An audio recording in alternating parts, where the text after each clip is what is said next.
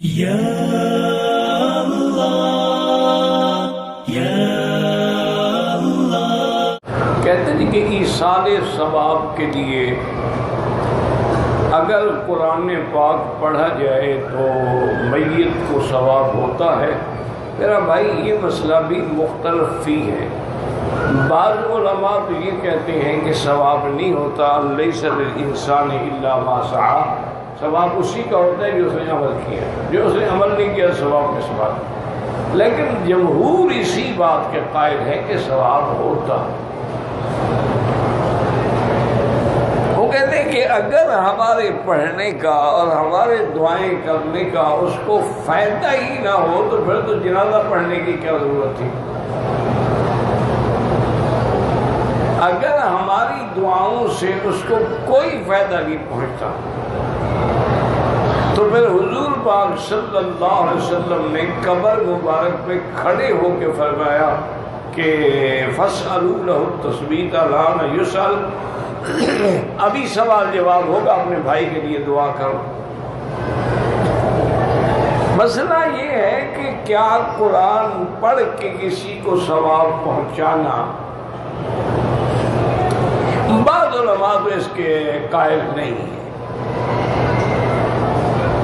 وہ کہتے ہیں کہ جب ایک فیصلہ ہے قرآن میں کہ آدمی کو وہی ملے گا جو اس نے کمایا، یہ اس نے تو نہیں کمایا، اس کو کیوں ملے؟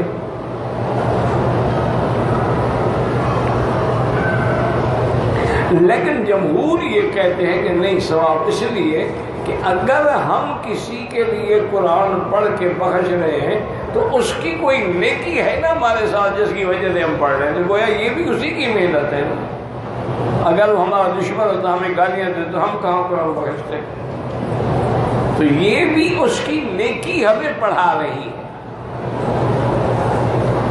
اسی طریقے سے جیسے کہ سرکار دو عالم نے رحمت دو جہان فرمایا ان دو قبروں پہ عذاب ہو رہا ہے، آپ نے کھجور کی چھڑی بگا کے اس کو چیر کے دو حصے کیا، ان پر لگا دی، اور میں انشاءاللہ جب تک یہ سبز رہے گی تو اللہ اس کے عذاب میں تخفیف کر دیں گے۔ معنی کیا ہے؟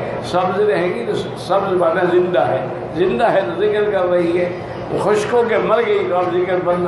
اس ذکر اگر ایک چھڑی کے ذکر کا فائدہ پہنچ رہا ہے تو ہمارے ذکر کا فائدہ کیوں نہیں پہنچے گا؟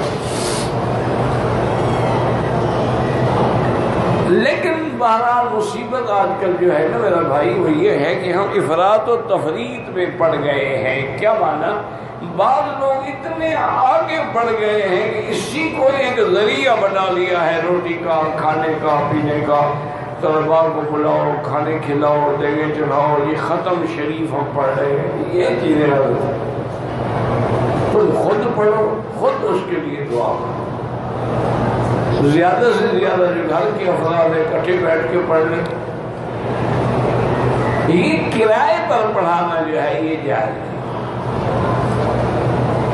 اچھا، امام شافعی رحمۃ اللہ علیہ فرماتے ہیں کہ قرآن پڑھنے کا ثواب تو مردے کو نہیں پہنچتا لیکن باقی اعمال کا ثواب پہنچتا ہے۔ کیا معنی؟ اگر ہم نے کسی کے لیے حج کی، حج بدل تو اگر بھی پہنچتا ہے، حج بدل کا کیا معنی ہوا؟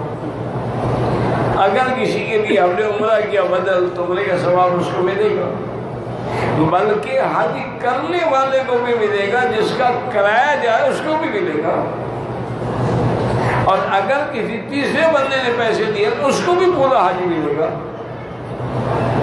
اس لیے وہ کہتے ہیں کہ باقی نفلی عبادات جو ہیں یہ حج بدل ہے، اس کا تو ملے گا، البتہ قرآن شریف پڑھ کے بخشنے سے نہیں ملے گا۔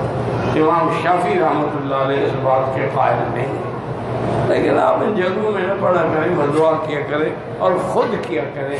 یہ جو رواج ہے نا جی، ختم شریف اور ختم صغیر اور ختم کبیر، اور یہ قرآن شریف قرآن خوانی کروانی ہے، آیت الکریمہ پڑھوانی ہے، سوالات، یہ سب خود پڑھو۔ اگر تمہیں اللہ کے کلام پر یقین ہے تو سوالات پورا کرو۔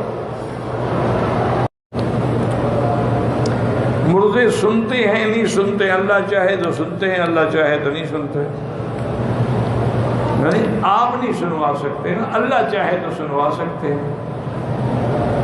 آخر ہم جو سلام کہتے ہیں السلام علیکم یا دار قوم مؤمنین، اگر ان کو یہ سلام نہیں پہنچتا تو فائدہ کہنے کا کوئی آخر دیکھیں نا، آخر کوئی حکمت تو ہے نا.